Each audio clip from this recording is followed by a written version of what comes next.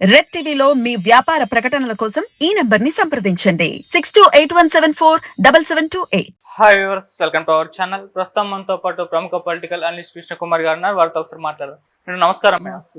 Madam కవిత గారి arrest ని ఉద్దేశిస్తూ సుకేష్ చంద్రశేఖర్ అనే వ్యక్తి జైలు నుంచి ఒక లెటర్ రాశారు ఆమెకు. సో మరి ఆ లెటర్ అయితే ఇప్పుడు వైరల్ అవుతుంది, ప్రజాక్షేత్రంలో కూడా పెట్టడం చూస్తున్నాం. మరి ఆ లెటర్ లో ఏముంది, అసలు ఏ విధంగా చూడొచ్చు అంటారు మేడం ఈ లెటర్ ని?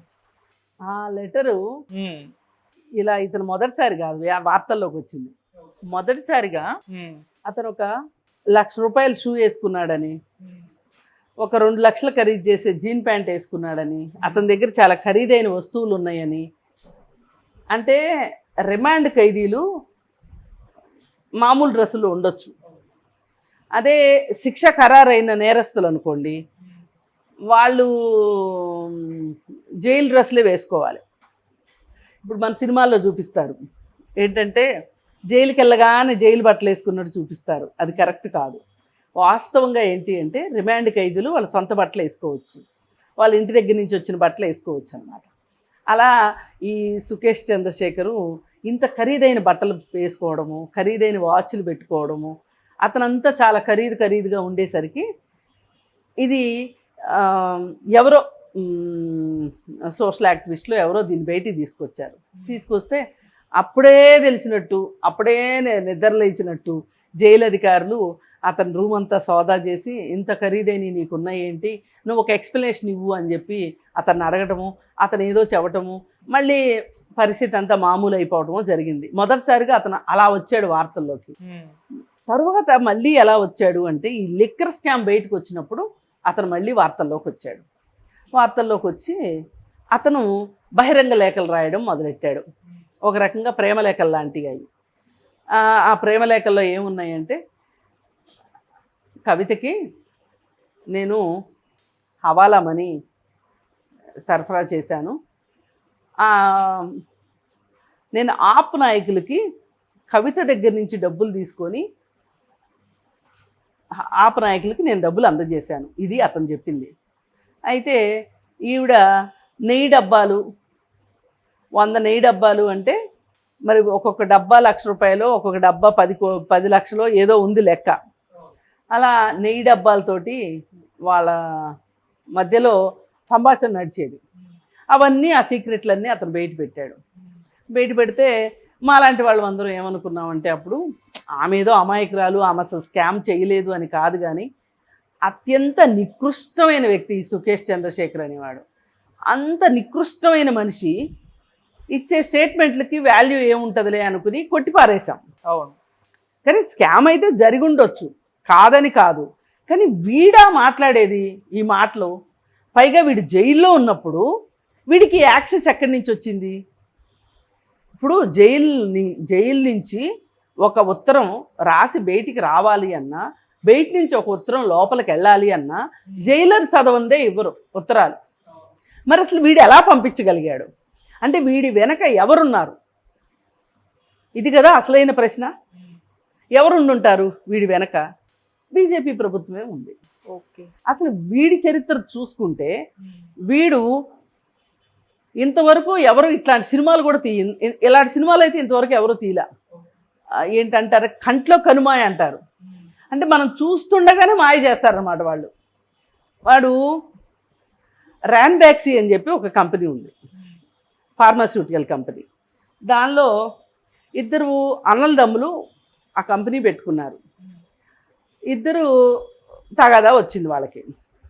తగాదా వస్తే ఒకతను తమ్ముడిని మోసం చేశాడు, తమ్ముడు అన్నం మోసం చేసి కంపెనీ హస్తగతం చేసుకుంటే అది బయటకు వస్తుంది, ఆ స్కామ్ బయటకు వస్తే ఇతను అరెస్ట్ చేసి, ఆ స్కామ్ చేసిన అతను అరెస్ట్ చేసి జైల్లో పెడతారు. అయితే ఆవిడికి అతనికి బెయిల్ ఇప్పిస్తాను అని వాళ్ళ ఆవిడ దగ్గర నుంచి వాడు 100 కోట్లు తీసుకున్నాడు. అసలు ఆమె 100 కోట్లు ఎట్లా ఇచ్చింది, వీడు ఎట్లా నమ్మిచ్చాడు ఆమెని? అది సుకేష్ చంద్రశేఖర్ అని అంటే వాడు జీవితంలో 13 ఏటో 14 ఏటో మోసాలు చేయడం మొదలెట్టాడు. వాడు గంజాయి సప్లై చేస్తాడు, రాజకీయ నాయకులకి హవాలాగా పనిచేస్తాడు, అలాగే బెయిల్ ఇప్పిస్తానని చెప్పి మోసం చేస్తాడు. వీళ్ళందరూ ఏంటంటే పెద్ద పెద్ద సెలబ్రిటీలను మోసం చేస్తాడు వాడు. వీళ్ళందరూ ఏమనుకుంటారంటే డబ్బులు పోతే పోయినాయి, మన పరువు పోద్ది అని చెప్పి కన్నంలో తేలుగుట్టిన దొంగల్లాగా నోరు మూసుకుని కూర్చుంటారు వీళ్ళు. కాకపోతే ఈ విషయం మటుకు బయటకు వచ్చింది. ఏది ఆమె దగ్గర నుంచి 200 కోట్లు 100 కోట్లు తీసుకున్నది బయటకు వచ్చి ఆ సందర్భంగా అరెస్ట్ అయ్యి వీడు తిహార్ జైల్లో ఉన్నాడు. వీడేంటి, వీడి చరిత్ర ఏంటి, ఇంత మోసకారి, ఇంత మాయల మరాఠీ, వీడు చెప్పే మాటల్ని మనం ఎట్లా లెక్కలోకి తీసుకుంటాంలే అనుకున్నాం. కానీ ఇప్పుడు మళ్ళీ ఇంకో ప్రేమ లెక్క రాశాడు కవితకి.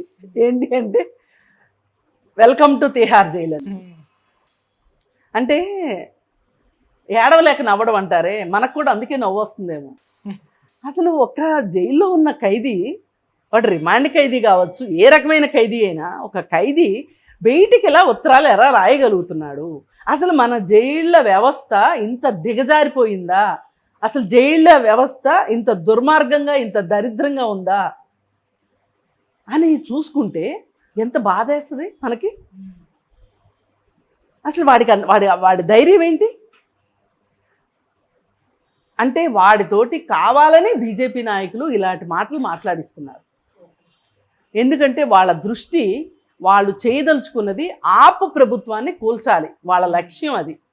అందుకని ఆప్కి ఈ లిక్కర్ స్కామ్ని అంటగట్టి వాళ్ళే దోషులు అని చెప్పి లిక్కర్ స్కాము ద్వారా ఆ రాష్ట్ర ప్రభుత్వానికి చాలా నష్టం రాబోతుంది అని చెప్పి ఆ లిక్కర్ పాలసీ వల్ల ఆ పాలసీని రూపొందించేటట్లుగా కవిత ఇంకొంతమంది కలిసి కథ నడిపించారని, ఇది ప్రభుత్వానికి ప్రజలకి వ్యతిరేకమైన విషయం కాబట్టి ఇప్పుడు అక్కడ ఎవరైతే గవర్నర్గా ఉన్నారో వాళ్ళు ఈ పథకాన్ని అంటే ఈ స్కామ్ని వెలికి తీసినట్టు ఆయన దగ్గరికి సంతకానికి వస్తే ఆయన అదంతా చదివి ఇది చాలా తప్పులు తడక, గవర్నమెంట్కి చాలా లాసు, ఇదంతా అసలు ఆ ప్రైవేటు వ్యాపారులకి లాభం చేయటం కోసం ప్రభుత్వాన్ని నష్టపరుస్తుంది అని చెప్పి ఆయన దీన్ని అడ్డుకోవడము, ఆ తర్వాత ఇది కేసు అవ్వడము, ఆ తర్వాత ఇప్పుడు మనీష్ సిసోడియా జైల్లో ఉండడము, ఆయనకి ఇంతవరకు బెయిల్ కూడా రాకపోవటము,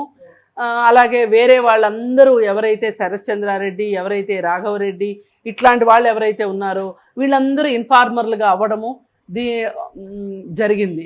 ఇప్పుడు కవితను కూడా అరెస్టు చేశారు.